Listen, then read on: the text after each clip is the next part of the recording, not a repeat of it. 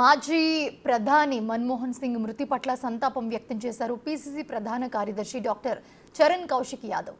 ఆయన జీవితం దేశానికి ఆదర్శమని, ఆయన మరణం తీరని లోటన్నారు. ఆయన మన్మోహన్ సింగ్ ఆత్మకు శాంతి చేకూరాలని ప్రార్థించారు చరణ్ కౌశిక్.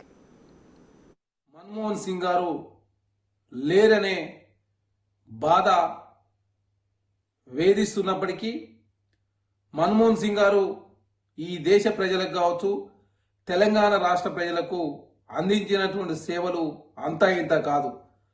తెలంగాణ రాష్ట్రం సిద్ధించే నాటికి ప్రధానమంత్రిగా మన్మోహన్ సింగ్ గారు ఉన్నారు. అదే కాకుండా తెలంగాణ రాష్ట్రం ఏర్పాటులో మన్మోహన్ సింగ్ గారి పాత్ర ఎనలేంది.